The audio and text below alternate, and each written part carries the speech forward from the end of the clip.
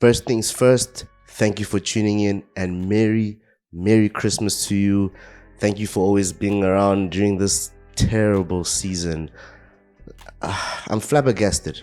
That's the English word. I'm in shock, I'm shook, I'm astonished. I can't believe the season I'm watching. I can't believe that Gary O'Neill is having a better season with Wolves than Chelsea are having with Pochettino after the money that we've spent, the investment, the amount of disorder, the bad formations that Poch puts on the field, the lack of fight in the players, the reliance on Raheem Sterling and Cole Palmer, Man City products or players, former Man City players. We're in a time where it's hard to sum up why Chelsea are in the position that they're in. We have the same number of points as Wolves and Bournemouth, and it's midway through the season.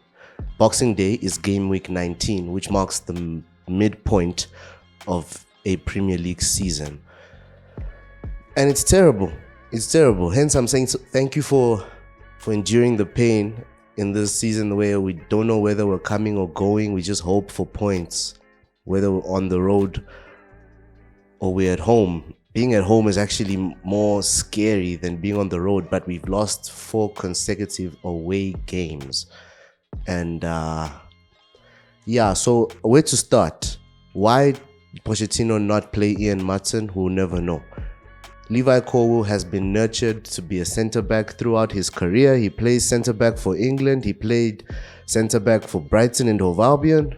He's somehow being deployed as a left-back because Chilwell's not available, Cucurella's not available.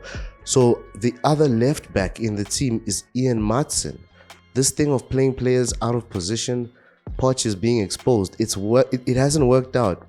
It hasn't worked out. When it does work out, it's just by the skin of our teeth. The skin on our teeth. Like, we just have to edge and somehow get a result. When we play Disasi as a right back, when we play Levi Colwill as a left back like we did yesterday.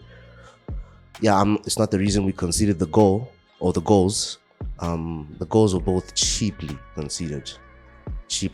Horrible defending from crosses into the box. Lemina gets the first goal. Lemina had an amazing game. Seemed like one of the best CDMs I've ever seen in the league, but he was playing against a Chelsea side that has no plan. So, first red box would like to give it to Mauricio Pochettino. I'm not pointing the finger at Poch to say that Poch is the reason behind the result. We had our chances.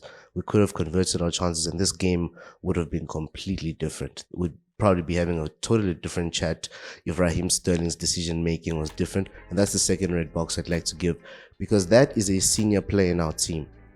Mauricio Pochettino, I don't want to stick too much on him, because what he did mess up is playing players out of position and formation selection of players. Like, why do we play Levi Colwill at... It's okay, we'll get to that. Raheem Sterling is a senior player in our team. When we look at the average of the Chelsea squad this season, I think we're averaging between 22 and 23 years old, youngest squad in the league. And that's with Thiago Silva raising the average quite a bit. Now, Sterling just had to pass. There's no other way to put it. He just had to pass, and Cole Palmer was a bit off in terms of his finishing yesterday. He had a good chance, not very close to the keeper, but he could have put it on target because he just skied it over the bar. Armando Broja, not as promising as I would have hoped him to be, but he is maybe getting back to his best because of the number of injuries. No excuses though. I think Broja should be a bit more effective in the team, but he's not being supplied. So as much as when he does get the chance, we expect him to be more clinical, the chances are rare. So it's an either or. It depends how you look at football, I believe. Nicholas Jackson. I don't know what Nicholas Jackson is doing in training, because now I'm starting to believe that the player that's there in training is not the player that we see on match day, but Poch will play him regardless. I was watching The Filthy Fellas, and Jermaine Defoe mentioned that there are a lot of players he saw across his career, brilliant in training, just unable to execute the same thing on match day. So do we have a similar anomaly with Nicholas Jackson? Nicholas Jackson has been playing professional football for 3 years. He's playing for Chelsea Football Club, yes. It's probably, he might not have expected the acceleration of his career to be at this rate, but Nicholas Jackson doesn't seem good enough. As much as he scored a good number of goals in his first season, which we do appreciate as fans, and when he's doing well, we'll hype him up. Overall, he's an average player.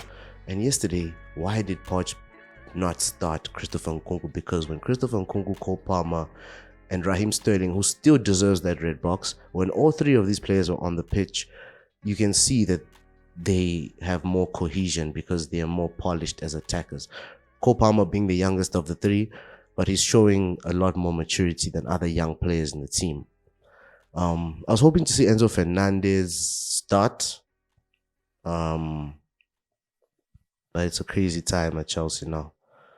It's a time where rotation is going to confuse us game week by game week, and we're going to wonder why a certain player is playing in a certain position and for what reason.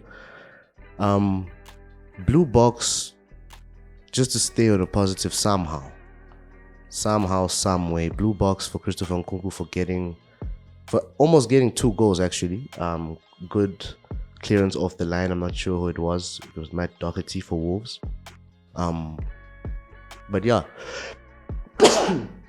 Christopher Nkunku. Oh, that's that.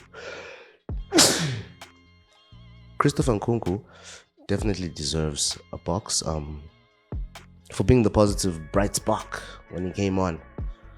And Chelsea. Chelsea.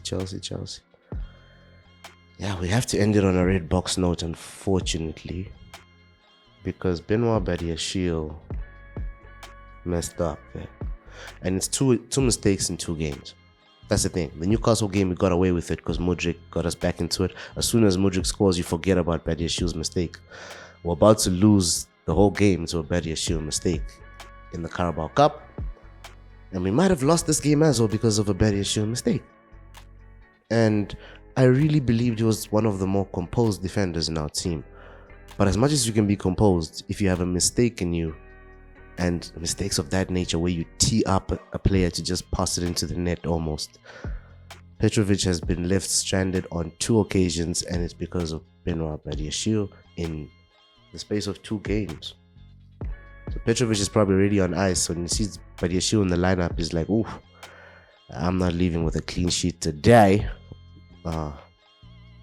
Painful season. Painful. I'm not part of the Poch out movement. A lot of creators that I appreciate, like Joey Knight, Eunice Talks Football, George Benson, Chelsea fans, they are already along the lines of Poch needs to start seeing the exit door. But then what? For me, it's then what? Yeah, but it could be worse, right? Nah, it couldn't.